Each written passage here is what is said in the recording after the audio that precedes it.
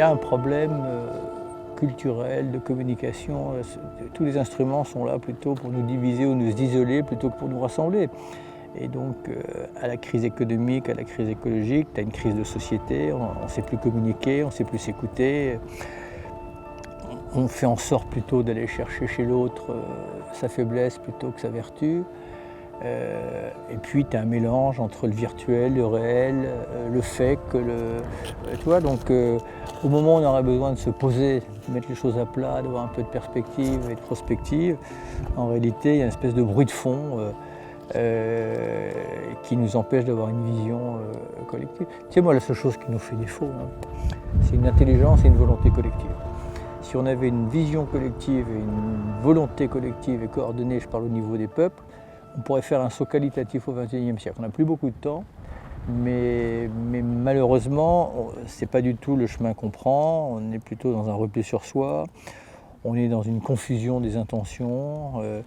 On ne distingue plus effectivement l'utile, le futile, l'essentiel, le superflu. Et puis on aime se distinguer, c'est-à-dire qu'au moment où on aurait besoin d'avoir une espèce d'union et d'unité, eh ben, on construit des silos. Voilà.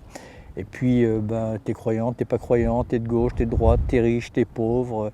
Et en fonction de ce que tu es, on t'accorde plus ou moins de crédibilité ou au contraire. Voilà. Enfin, je prends pour exemple la classe politique.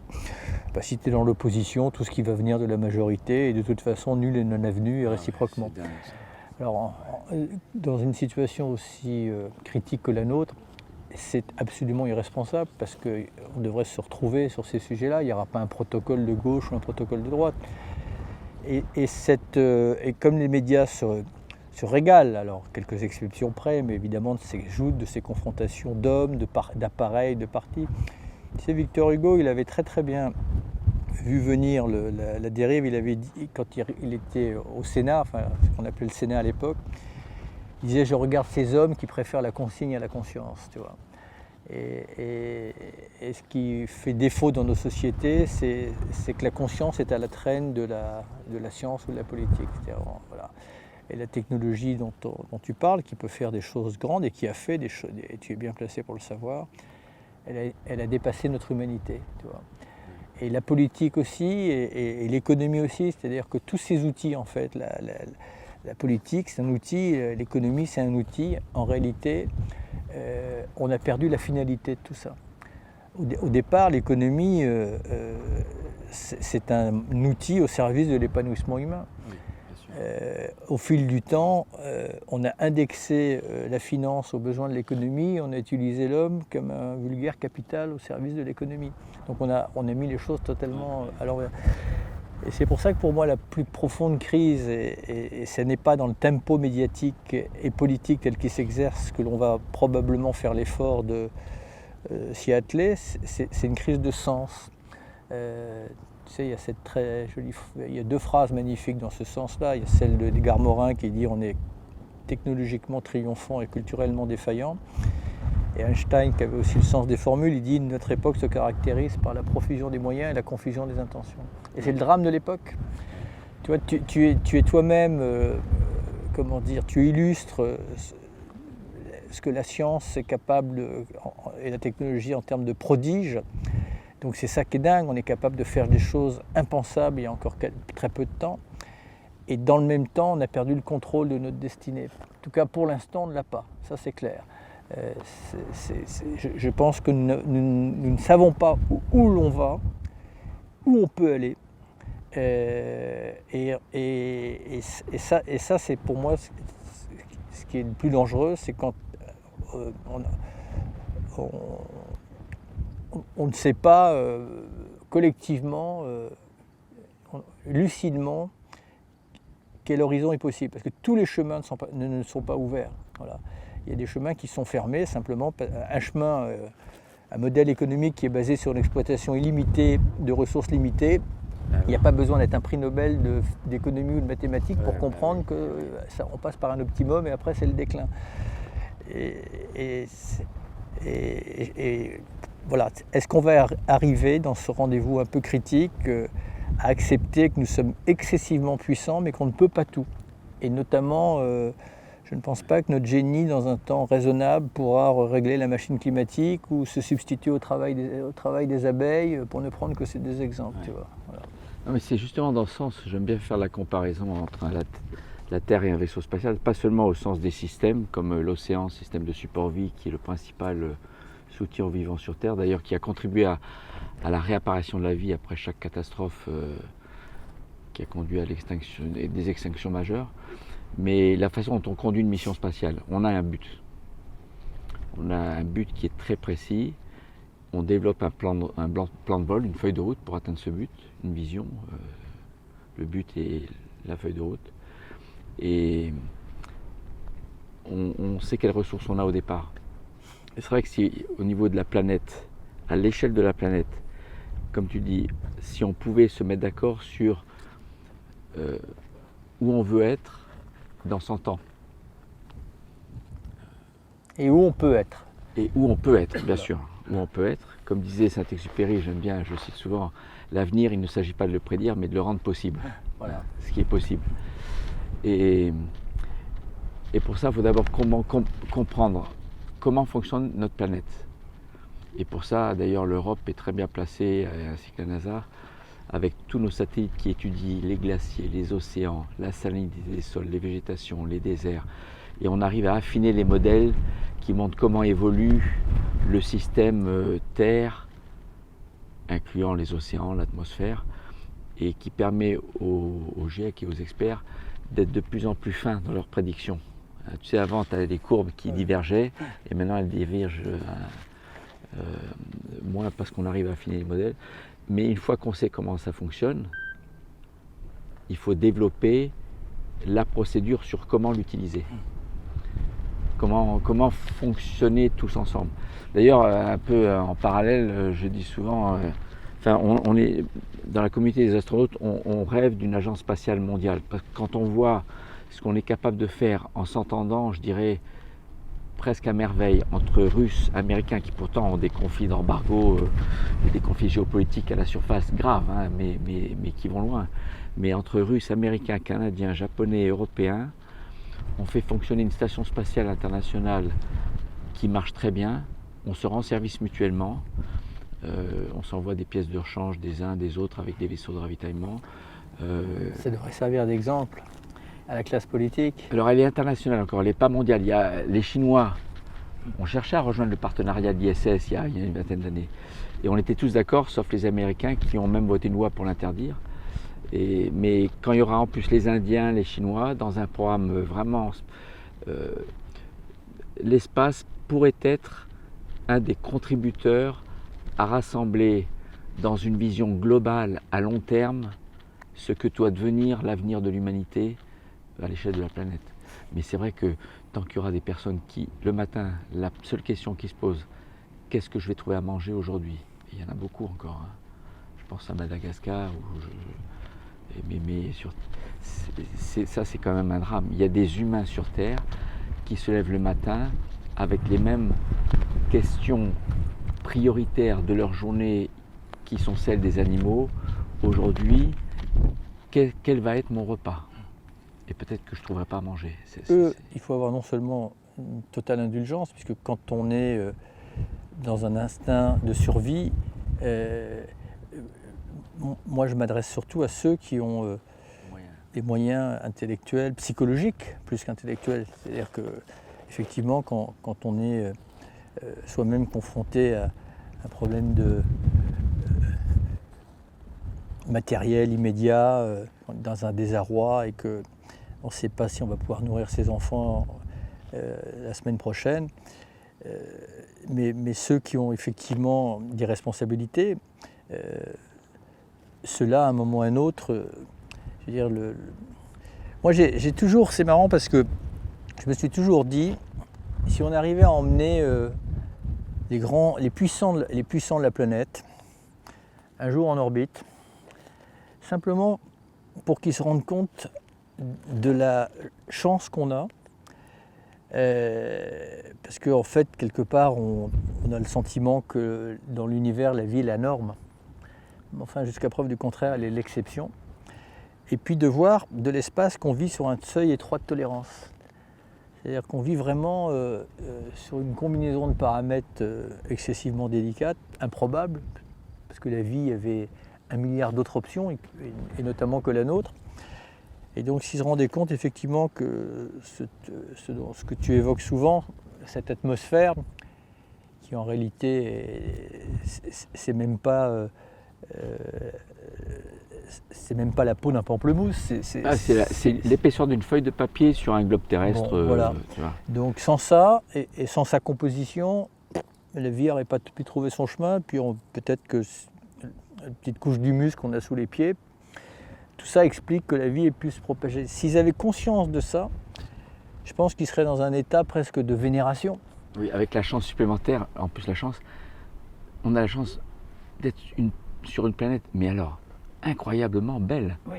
C'est non seulement d'avoir la chance d'être sur une planète qui nous permet de vivre, mais en plus qui nous offre des spectacles hallucinants à en pleurer, même si vous êtes le plus endurci des astronautes. Et ça, on me l'avait dit avant mon premier vol. Un commandant nous avait dit, vous savez, même si vous êtes un gars endurci, vous verrez, vous sentirez perler des larmes dans le creux de vos yeux devant. Donc c'est à la fois la chance d'être dans cet équilibre du vivant que tu décris, mais dans un environnement qui nous offre des émotions, qui nous donne envie de vivre pour le vivre au quotidien et après et le transmettre. Tu sais, quand t'es gamin, souvent tu fais « oh regarde », tu as envie de partager avec ton copain, ta copine, quelque chose qui t'émerveille. Ben, dans la navette, tu regardes les astronautes, ils sont comme des enfants. On se pointe chacun avec les doigts à celui qui trouve le truc le plus beau que l'autre, tellement c'est magnifique, quoi. Et ça peut être des reflets du soleil ou de la lune sur l'océan qui varient selon la température, les courants, des volcans qui rentrent en éruption ou des déserts, des glaciers. Pendant les années au Soya, comme ça, je disais toujours l'émerveillement, c'est le premier pas vers le respect. Mais c'est tellement vrai. Voilà. Et qu'est-ce que tu penses de l'éducation? Parce que tu sais, on est amené à rencontrer beaucoup de jeunes. Moi, j'ai dû me rendre et visiter 1 millier de classes d'écoles primaires, secondaires, collège, lycée, université, au cours de ma carrière, 34 ans d'astronaute. Et j'ai l'impression que si on arrive à bien éduquer toute la jeunesse, on arrivera à trouver le chemin du possible. Ouais, mais c'est pas facile parce que si tu observes notre jeunesse, comme tu dis, pour l'instant, pour une partie d'entre elles, elle est plus fascinée par le monde virtuel que par le monde réel. Elle est connectée à ses écrans.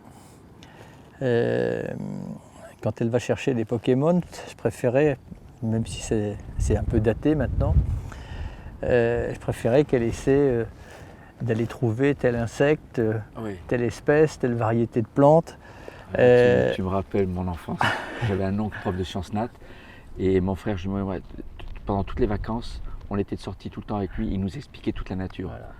Et on avait envie de devenir zoologiste à l'époque à cause de ces sorties. Tu vois, moi je préférais par exemple qu'ils aient leur téléphone, mais quand je les voyais partir comme ça, comme des zombies chercher des Pokémon, je me suis dit mais peut-être on peut leur dire tiens, essayez de trouver dans votre périmètre telle plante, tel insecte avec des indices. Bon, bon. Mais tu viens d'aborder quelque chose d'intéressant, c'est le jeu. Oui, mais voilà, j'aurais préféré d'utiliser le côté ludique, mais quelque part pour les reconnecter à la nature. Ouais.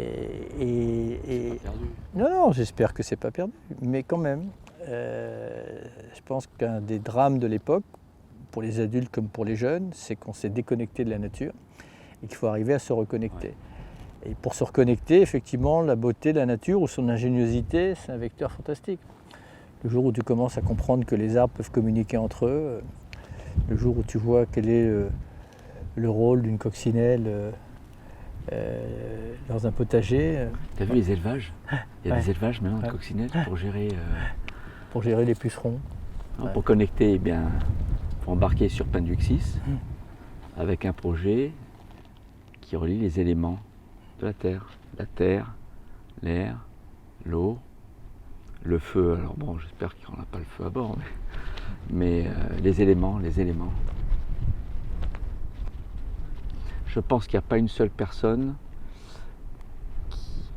qui, après avoir eu la chance d'être dans un paysage majestueux, grandiose, naturel, ne s'est pas émerveillé en se disant « Waouh, on a la chance de voir ce spectacle que nous offre la nature et pas le béton de nos villes, quoi, hein, la nature. » À la fois la grandiosité, la majestuosité, la force. C'est-à-dire depuis l'espace, quand tu regardes la chaîne de l'Himalaya, sur 2000 km ou plus, même sur plusieurs milliers de kilomètres, tu sens comment le plateau indien pousse sous le plateau tibétain. On ne voit pas la terre bouger, mais on a des cours de technique, on a des cours de géographie, de géologie pour comprendre ce qu'on voit des yeux. Pour que on ne se dit pas juste c'est beau, mais on puisse apprécier et prendre les photos qui intéressent des spécialistes de la Terre. Tu sais qu'on reçoit tous les jours dans l'espace une série de sites terrestres où on nous dit si vous avez du temps libre, à ce moment-là, on sait que vous survolerez tel endroit où il n'y aura pas de nuages. S'il vous plaît, prenez telle photo avec telle focale parce que ça nous intéresse pour comprendre le blanchiment des coraux, la déforestation, etc. Et est-ce que de l'espace, on sent la fragilité quand même de notre écosystème? Moi, je dirais de deux façons. Quand tu vois des volcans et leur panache à plusieurs milliers de kilomètres de distance, ou des orages sur plusieurs centaines de kilomètres à la ronde, qui éclairent les masses de nuages de l'intérieur, qui se propagent, ou des ouragans, la première impression c'est, regarde le criquet, c'est le premier insecte que je vois ici, regarde-le. C'est le premier insecte que je vois sur un terrain dénudé volcanique, à part le scolopendre dans la grotte hier. C'était un criquet en fait. Hop, il s'est caché derrière le caillou parce qu'on parle trop fort. Mais tu sens que la Terre est puissante. Et parce qu'elle est puissante sur des échelles d'espace, sur des phénomènes visuels, les éclairs, on se sent petit. Mais la fragilité, pour moi, c'est voir l'horizon sur sa tranche, voir l'atmosphère à l'horizon sur sa tranche. Tu regardes à l'horizon qui est à 2500 km, tu regardes qu'est-ce qui fait la transition entre ce qui est la Terre et ce qui est le cosmos noir.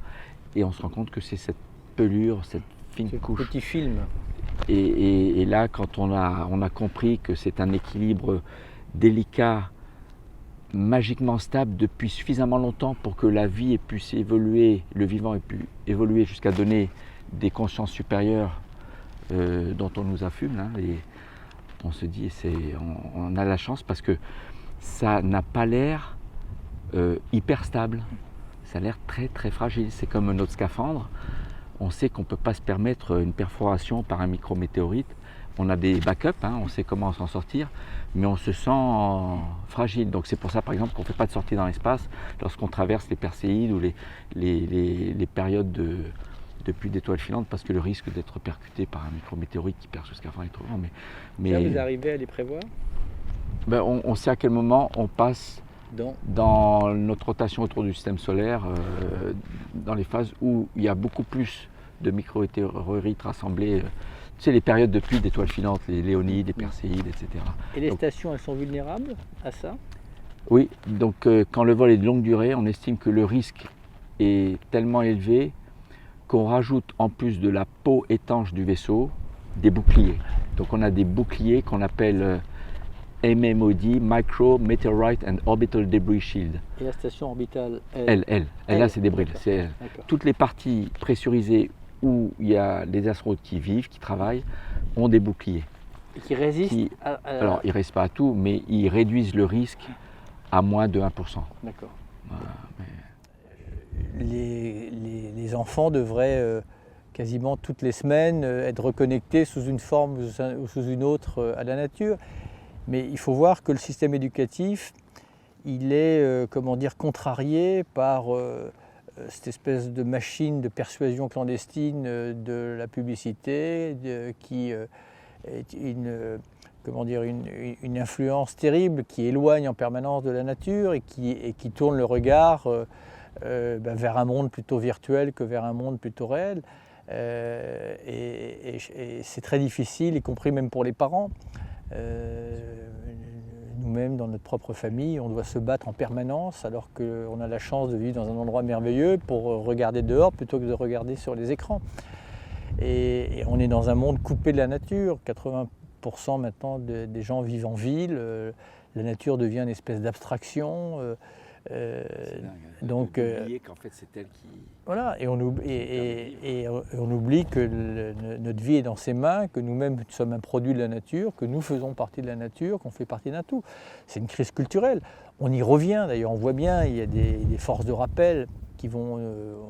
il y a une volonté presque intime ça crée une espèce de manque, mais avant qu'on se reconnecte complètement, à mon avis, ça ne va pas se faire du jour au lendemain, quoi, voilà. Est-ce qu'on ira assez vite? Dans les injonctions qu'on a au début du XXIe siècle, comme on a perdu beaucoup de temps, il y a un domaine qu'on n'a plus, enfin une notion qu'on n'a plus, c'est le temps. Voilà, on est, si l'on en croit à la science, dans un moment de vérité, quoi. Voilà, il faut qu'on réagisse très vite. C'est le paradoxe, c'est qu'on a tous les outils, mais on n'a plus beaucoup de temps et surtout comme c'est un enjeu universel, il faut se coordonner, que chacun fasse sa part. Donc pour ça, il faudrait qu'on puisse se parler, se comprendre et se fixer des objectifs. Donc c'est la difficulté de l'humanité pour l'instant, c'est de parler d'une seule voix, ou en tout cas de penser, de regarder dans la même direction, quoi. Et moi je retiens un truc que tu as dit, et je pense que c'est une des clés, c'est l'émerveillement. Parce que l'être humain a une capacité, et peut-être les animaux aussi d'ailleurs, de vivre des émotions positives comme l'émerveillement devant un beau spectacle, une belle musique, un beau parfum d'une fleur, ou un repas, hein, comme sur Penwick, un repas délicieux. Tu sais, notre seule interaction au premier degré avec le monde extérieur sont nos sens. Et donc on aime bien naturellement que nos sens nous donnent du plaisir. On préfère avoir du plaisir à voir quelque chose de beau que de moche, d'entendre une belle musique, un son moche, d'entendre un bon parfum qu'une odeur désagréable. Et quand tu as tout ça en même temps, ou ça va au-delà de ce qu'on peut imaginer, c'est mes sens me donnent du plaisir à voir quelque chose d'extraordinaire, et l'émerveillement, ça c'est une méthode, c'est quelque chose qu'il faut développer. Et c'est vrai que moi, j'ai pas la chance d'avoir été sensibilisé à la musique très tôt, mais... Je n'ai plus la phrase exacte de Victor Hugo, mais il disait « La grande erreur de notre temps a été de tourner, je dirais même de courber l'esprit humain vers la recherche du bien matériel. Il faut tourner l'esprit humain vers le grand, le beau, le juste, vers la nature », conclut-il. Voilà. Alors j'ai une question pour toi, moi. C'est une question... imagine qu'on te donne un ticket pour voyager dans le temps. Allez, simple. Et tu es obligé de partir. Mais pas juste dans une minute, hein, parce que tu seras encore là. Mais ça peut être dans 100 ans, dans 1000 ans, et ça peut être dans le futur, dans le passé. Tu irais où? Tu partirais. Et tu as le choix du lieu. Déjà, dans le temps, j'aurais aimé vivre au 19e siècle. Parce que tous les hommes, et notamment à commencer par ceux que je viens de citer, qui m'ont inspiré, sont de ce siècle-là. Et puis la notion de voyage avait encore du charme à l'époque. Voilà. On voyageait en bateau, on voyageait en calèche, on voyageait en diligence.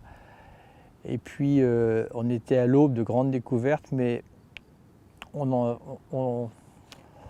n'en avait pas encore les effets rebonds, quoi. Voilà.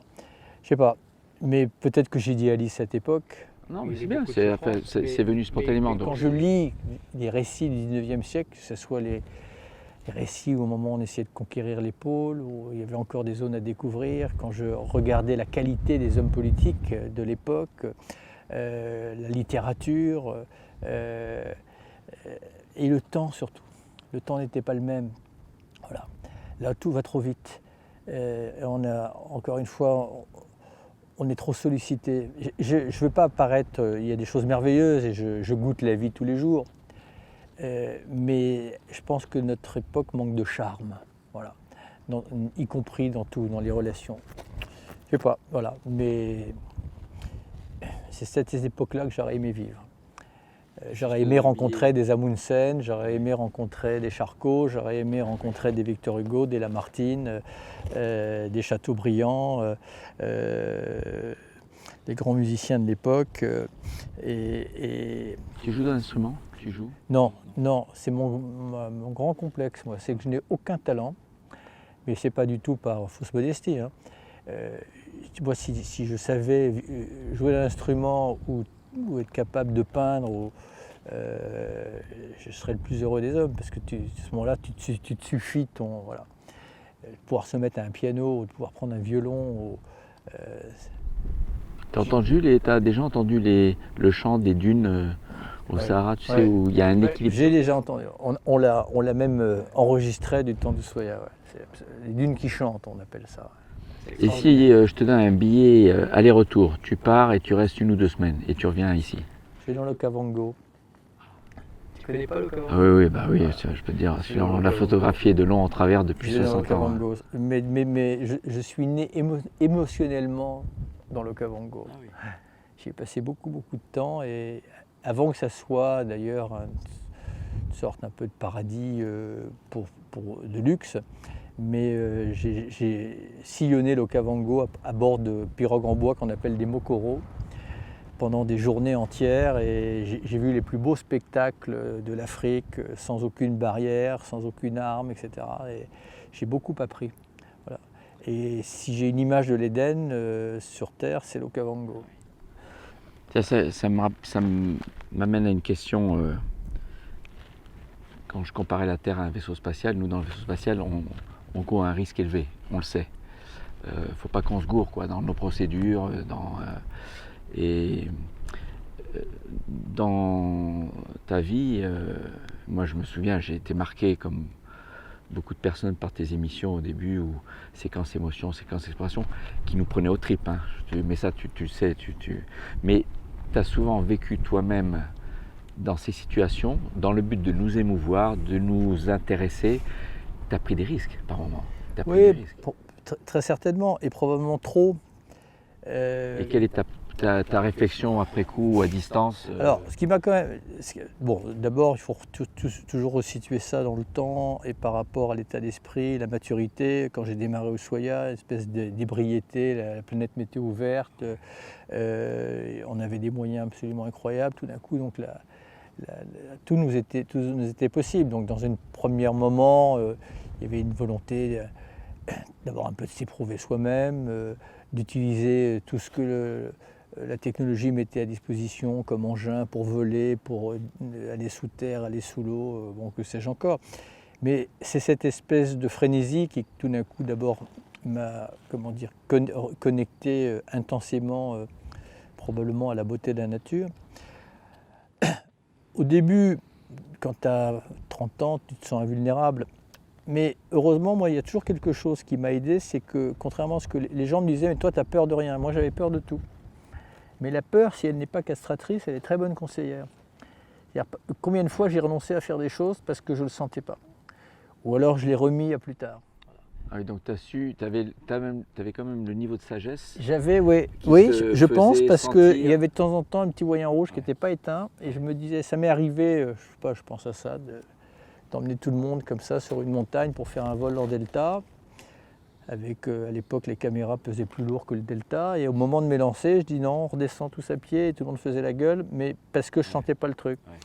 Ouais. Ça a été vrai dans des rencontres un peu, un peu chaudes avec sous l'eau. Voilà. Donc, mais on a pris des risques, évidemment. Et si on a un capital chance, je pense qu'on l'a largement consommé. Donc c'est pour ça aussi qu'à un moment ou à un autre, d'abord, après on a rationalisé les choses. Mais j'avais aussi toujours autour de moi des garde-fous, c'est-à-dire des gens en qui j'avais une confiance absolue sur leur perception du danger, la perception du risque. Je prenais les meilleurs. Mais les meilleurs, c'était justement pas les têtes brûlées et ceux qui faisaient abstraction de la pression que tu peux avoir autour de toi, parce que tout te pousse à faire les choses. C'est des accidents mortels. Voilà.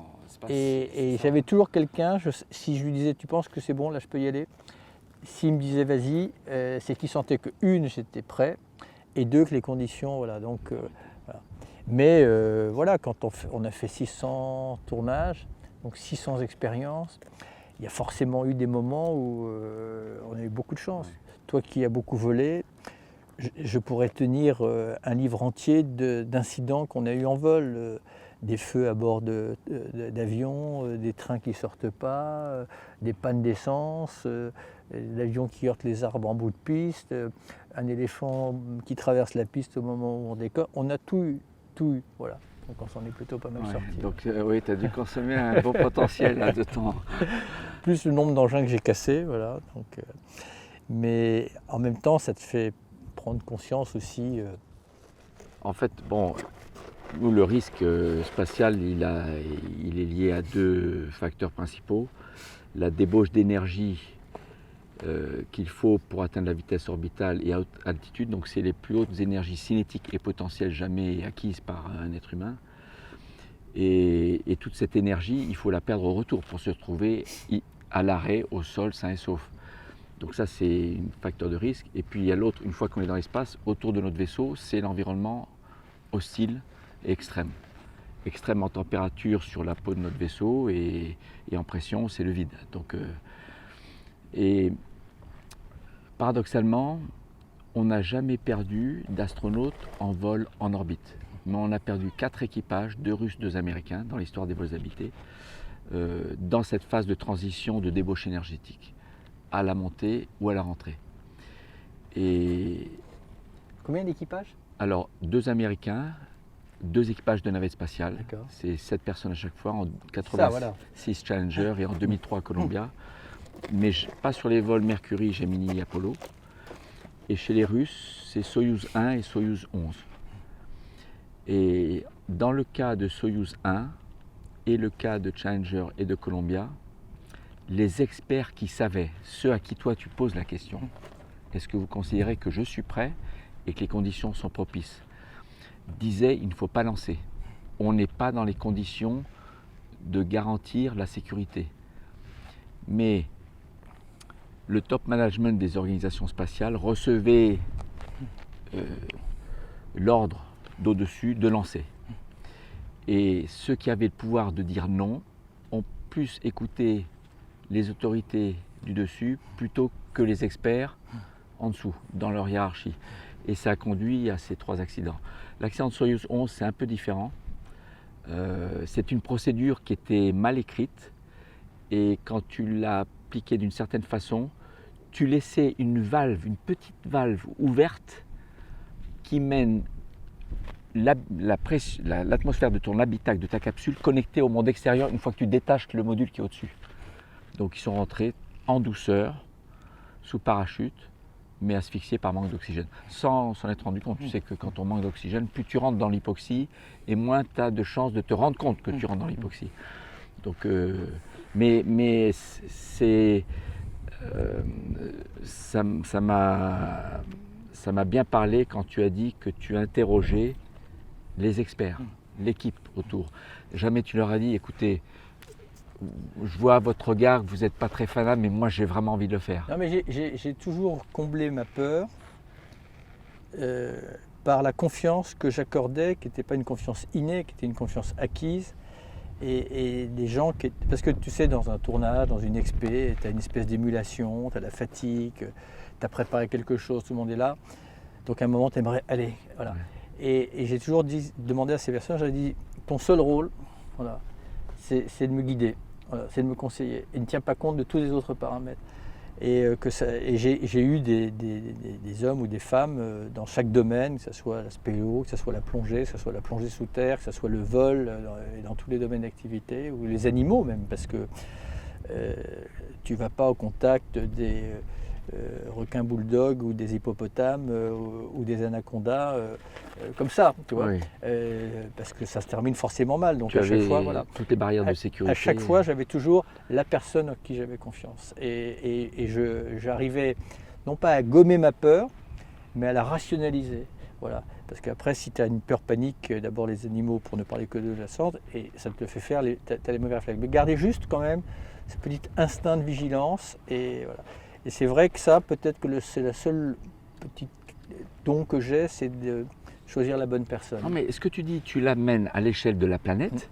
Si les décideurs qui ont le pouvoir écouter les experts, Mais c'est un des drames de c'est- l'époque, on- c'est que les scientifiques et les experts, mais ce que tu disais pour l'espace, combien d'opérations militaires ou même de police ont été prises parfois simplement par une décision politique, alors que les experts disaient que ce n'était pas le bon moment ou ça va mal se terminer, et ça il y a quelques exemples dans l'histoire récente.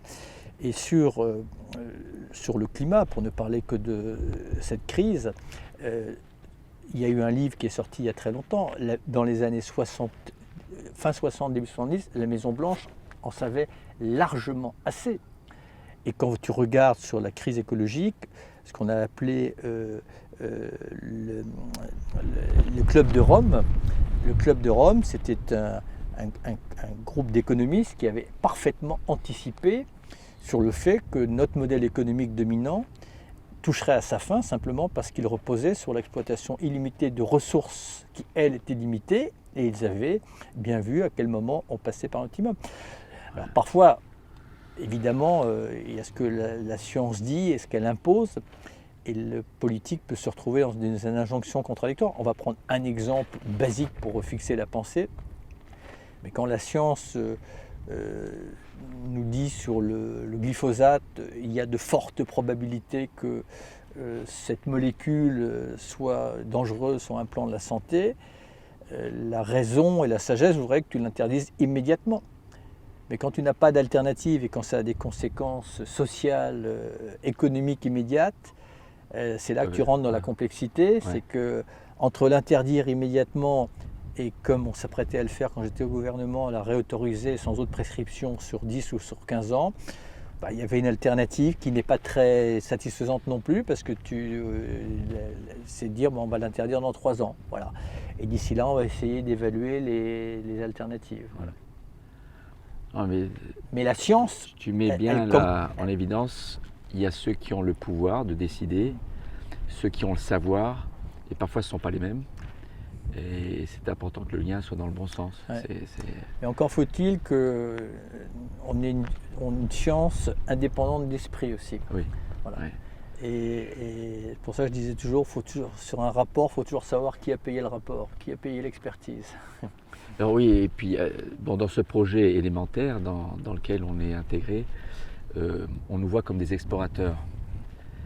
Et c'est quoi pour toi le rôle de l'explorateur? Parce que pour moi, le rôle de l'explorateur, c'est d'aller là où on n'est jamais allé, mais c'est très important de venir rendre compte, de ramener l'expérience, le savoir acquis, pour qu'il serve à ceux qui iront peut-être plus loin après. Mais d'abord, c'est de le partager, c'est de dire la réalité telle qu'elle est, et c'est là où après la responsabilité politique est importante. La science, elle ne s'interprète pas. Voilà. Et quand on prend le GIEC, qui a quand même été une magnifique boussole depuis maintenant plusieurs dizaines d'années, elle a posé un diagnostic avec énormément de prudence, pas à pas, au fur et à mesure, comme tu le disais tout à l'heure, elle a affiné son maillage, mais elle ne s'est jamais trompée.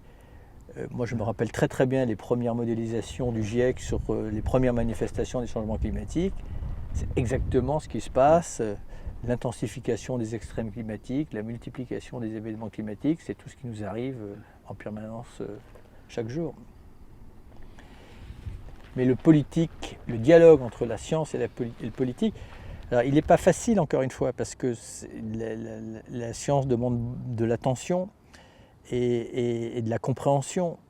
Et c'est pour ça que je pense qu'il faut que quelque part la science soit plus présente dans nos enceintes démocratiques. Alors peut-être pas, c'est pour ça que moi je pense qu'on devrait mêler citoyens, corps intermédiaires, scientifiques dans une troisième chambre, qui soit la chambre du futur, voilà, qui permette de comprendre, d'appréhender et de planifier. Non, c'est intéressant ce concept de chambre qui sont les experts scientifiques. Ouais. Mais lui donner un poids politique. au moins ce que j'appelle un droit de veto. C'est-à-dire, ils ne peuvent pas se substituer aux politiques puisqu'ils n'en ont pas la même légitimité. Mais si c'est simplement comme une académie des sciences qu'on consulte de temps en temps, quand ça nous arrange, non.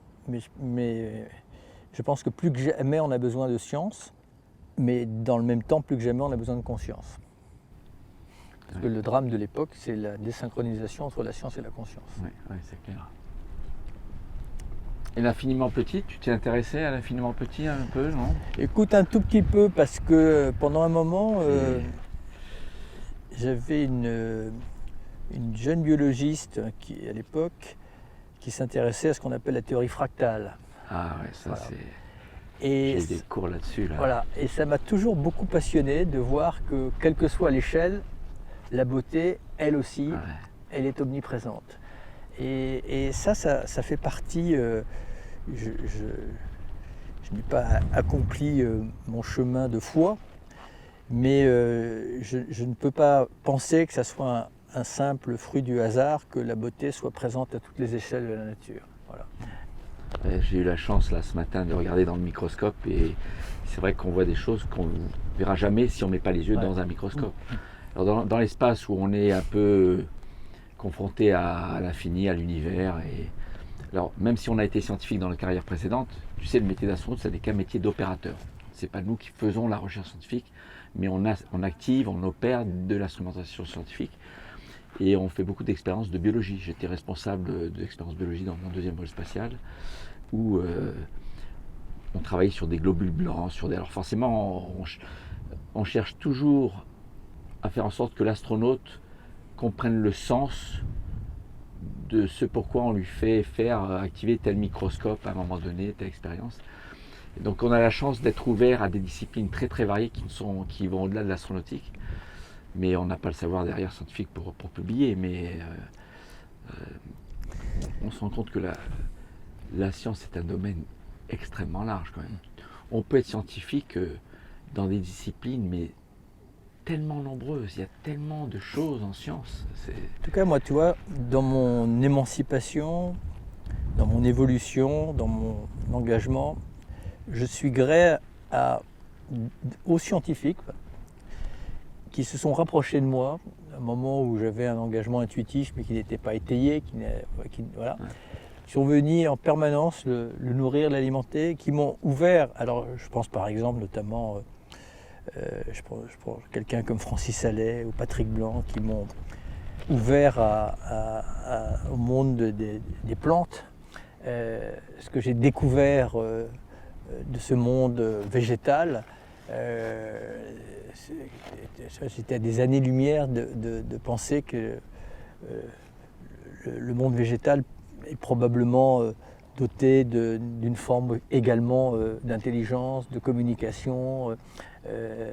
Et le dernier livre sur le langage secret des arbres ne fait que le confirmer. Et donc cette ingéniosité de la nature, le fait que par exemple le grand handicap d'une plante, c'est d'être fixe, contrairement à un animal qui peut se déplacer. Tout ce qu'ils ont compensé pour transformer ce handicap, en permettant au pollen, permettant par exemple au pollen de se déplacer, aux graines de s'accrocher à un animal, ou voilà. Et quand on voit qu'une plante est capable de traverser le bitume, bon.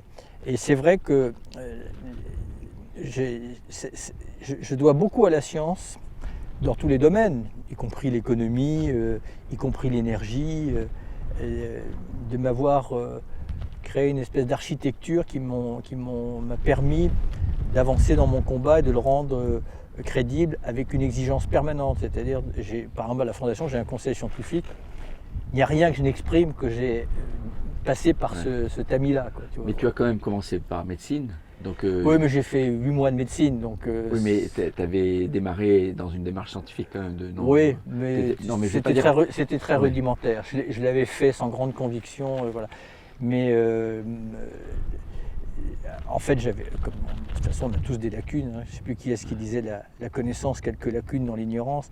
Mais Moi, les scientifiques que j'ai rencontrés qui avaient cette générosité de transmettre et cette capacité de transmettre, c'est-à-dire de transformer le complexe parfois en accessible. Voilà. Et moi, ils m'ont toujours pris comme un élève avec beaucoup de patience, mais je leur en suis gré parce que du coup, mais en même temps, pour eux, c'était intéressant parce que à partir du moment où je comprenais ce qu'ils voulaient m'expliquer, j'étais capable de le restituer. Oui. Voilà. Mais ça, c'est important, c'est le rôle d'un médiateur scientifique. Alors, tu sais, une anecdote, j'étais responsable dans la deuxième moitié des années 90 de définir les interfaces homme-machine de la Station spatiale internationale. Parce que je suis très câblé sur l'ergonomie et quand je regarde, à chaque fois que je vois une machine, je regarde comment les interrupteurs, les commandes, les voyants, les labels sont faits parce que je suis très frustré si je vois que c'est très mal fait. Et on avait décidé, pour qu'il n'y ait pas d'incompréhension entre Russes, Japonais, Européens, de remplacer les sigles par des icônes graphiques pour les systèmes fondamentaux de la station. Et pour le système de support vie, j'ai choisi une feuille verte, une plante, le dessin d'une feuille. Voilà, une feuille. Tu vois la couleur là, le vert, Ouais. c'est ma couleur préférée depuis que je suis né. Et donc j'ai porté souvent du vert quand j'étais gamin. Alors maintenant que je connais un peu, il y a le bleu aussi, tu vois, regarde. Le bleu azur, c'est mon autre couleur préférée. Voilà les deux couleurs préférées. Et je suis très content que dans notre milieu d'opérateurs, ce sont les deux couleurs qui signifient tout va bien. Alors que le rouge, qui est la couleur du feu, il y a un problème. Mais regarde le vert, regarde comme il est. Il est contrasté, il est presque phosphorescent, alors qu'on est de jour. Hein. C'est un vert il contraste aussi à côté des couleurs volcaniques qu'on voit à côté, mais et de temps en temps il y a des nuages. Alors tu sais, quand tu les regardes à grande échelle, tu t'amuses comme quand t'es gamin à imaginer, tiens regarde le nuage en forme de chien, en forme de serpent, en forme de... Et ça évolue vite, hein, ça évolue très vite. Le seul système fondamental qui fait la différence entre un vaisseau spatial habité et inhabité, c'est ce qu'on appelle le système de contrôle de l'environnement et de support vie. ECLSS. Alors les Américains ils lisent les acronymes comme un mot, c'est ECLSS. Donc système qui régule la pression, la température, la composition de l'atmosphère, donc fournit l'oxygène, absorbe le gaz carbonique, et puis nourrit l'équipage. Et quand on a commencé, lors de mon premier vol qui était dédié, c'était un vol pour la planète, hein, c'était un vol d'étude de l'atmosphère, de l'interaction entre l'atmosphère, l'océan et le soleil. On a tous entre nous, c'était il y a 25 ans, dit mais on voit que la Terre elle est finie, on est dessus, c'est un vaisseau spatial. Et on s'est amusé à faire le parallèle. Si on compare la Terre à un vaisseau spatial, le système de support vie principal, c'est pas le seul, de ce vaisseau spatial, c'est l'océan. Et c'est pour ça que je milite pour sensibiliser toutes les personnes que je rencontre sur la nécessité de protéger, de faire attention à la façon dont on traite l'océan, bien que ce soit l'élément le plus, pas le plus infini, mais en quantité qui paraît le plus important, puisqu'il couvre la plus grande partie de la planète. On se dit, bon, il y en a beaucoup, donc il y en aura toujours assez. Mais en fait, même s'il est géant, il est sur une couche très mince. Je montre aussi une photo, je compare la quantité d'eau qu'il y a sur Europe et sur la Terre. Sur Europe, qui est presque 100 fois plus petite que la Terre, il y a 30% d'eau de plus. Tu vois, et c'est très important de vivre l'océan. Donc, aller sur la plage, naviguer en bateau, regarder les êtres vivants sous l'océan, depuis les micro-organismes plancton, phytoplancton, aux petits poissons, aux coraux et bien sûr aux mammifères. Et en plus, c'est merveilleux.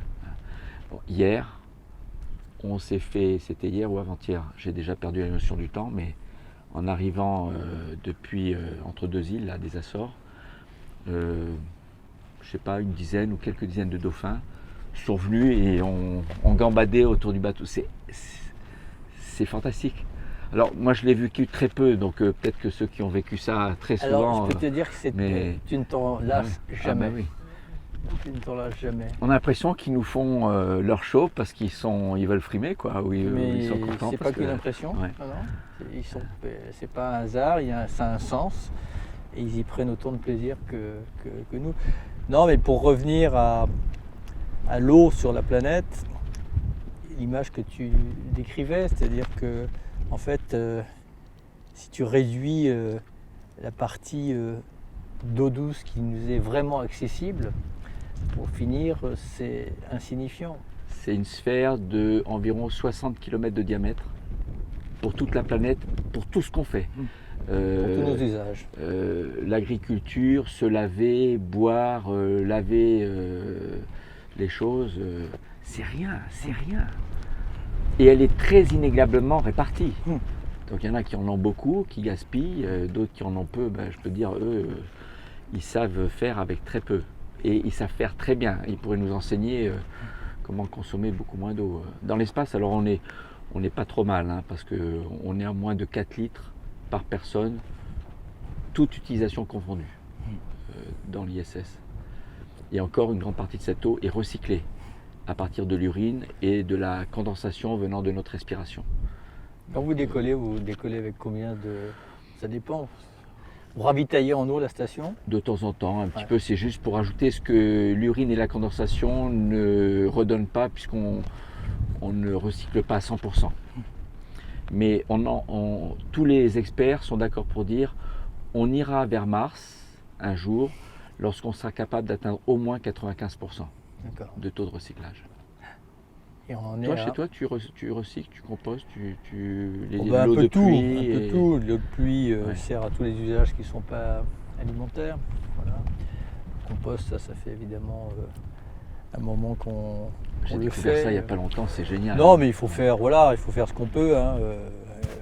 Si tu as la possibilité de te fournir en énergie renouvelable, à défaut de la produire sur place, que ça dépend où tu es, tu peux faire en sorte d'avoir un fournisseur qui, lui, s'alimente en énergie renouvelable. Tu sais, si on était tous vertueux, on ferait 15-20% du boulot. Non, Ouais. c'est déjà pas mal. C'est déjà pas mal. Bon, il y a un maillon faible hein, pour l'instant dans le domaine énergétique, c'est le stockage des énergies intermittentes. Il va falloir qu'on avance là-dessus parce que les batteries, c'est pas très satisfaisant, en tout cas les batteries telles qu'on les conçoit aujourd'hui. L'hydrogène, c'est une solution à Ouais, laquelle elle me je plaît crois, bien. je Elle crois est- beaucoup. Tout dépend comment on va produire l'hydrogène. Le domaine de l'efficacité énergétique aussi est important parce que quel que soit le modèle énergétique, il va falloir qu'à confort ou à service égal, on réduise par 2, par 4, peut-être même par plus notre consommation d'énergie. Tout ce qui est dans le champ de l'économie circulaire, pour moi évidemment c'est important, c'est-à-dire comment faire en sorte que les déchets redeviennent des matières premières. Le domaine du biocontrôle dans l'agriculture, c'est-à-dire comment on se passe de la chimie, des insecticides, des pesticides, voilà des domaines qui sont importants. La recherche dans le domaine du transport, notamment le transport aérien, parce que si la croissance du transport aérien suit les prévisions d'aujourd'hui, je ne vois pas comment on va... Ah, ça c'est vraiment c'est alarmant parce que moi je vois pas de solution. J'ai pas d'idée. Je sais qu'il y en aura une. Je suis plutôt Ouais. optimiste. J'ai confiance en l'humanité, en l'humain. Même si au pied du mur seulement il agit comme il faut, je crois qu'on est capable à un moment donné de prendre la bonne direction. Mais je sais pas comment on évoluera dans le domaine du transport. Peut-être voyager moins. Mais- Bah, de toute façon, tant qu'on n'aura pas trouvé une solution, il faudra probablement voyager moins. Ouais. Il y a dans le transport des matières, des biens, je pense que là on peut rationaliser les flux parce qu'il y a quand même des produits qui font plusieurs fois le tour du monde avant d'arriver à l'étal du commerçant. Je ne pense pas qu'on serait moins heureux à ne pouvoir choisir qu'un certain nombre de biens que dans un périmètre plus restreint. Donc je pense qu'il faudra relocaliser une partie de l'économie. Voilà. Mais dans le domaine de la recherche, il ne faut pas oublier que l'économie c'est une science Ah oui, oui, bien sûr. et qu'il va falloir aussi qu'on invente un nouveau modèle économique, un nouveau oui. modèle économique. Donc il y a Économique déjà et beaucoup social. il y a beaucoup de recherches qui ont été faites Et il en vaut de ce domaine comme dans d'autres, ce sont toujours les orthodoxes qui sont écoutés.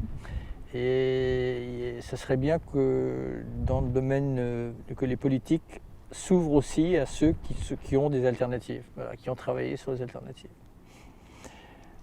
C'est difficile de s'ouvrir à des personnes qui pensent totalement différemment. Oui, je sais bien, mais c'est probablement une des raisons pour lesquelles on reproduit, enfin en tout cas on a tant de mal à changer, c'est qu'il y a une espèce de conservatisme, et surtout en période de crise, parce qu'en période de crise, on s'appuie sur ce qu'on se connaît et on a un peu peur de jouer aux apprentis sorciers. C'est-à-dire qu'on se dit, est-ce que le peu qui fonctionne ne va pas s'écrouler, quoi. Mais moi, Ce que j'aime bien dire là, aux personnes qui me demandent de parler du changement, c'est que s'il y a une loi fondamentale de base dans tout univers, c'est l'évolution. Tout évolue. Tu sais, quand tout va bien, le confort, la santé, le business, on aime bien s'auto-convaincre, se convaincre que j'espère que tout va rester comme ça, alors que c'est sûr, rien ne restera jamais pareil. Et donc le changement est une loi de base. Mais maintenant... Après, il y a celui qu'on subit et celui qu'on peut organiser. Voilà, exactement. Alors quand j'étais gamin, je rêvais au sens propre la nuit de téléportation. C'est peut-être la solution un jour, mais on sait téléporter, tu sais, des particules élémentaires, la transformer en rayonnement et la rematérialiser en...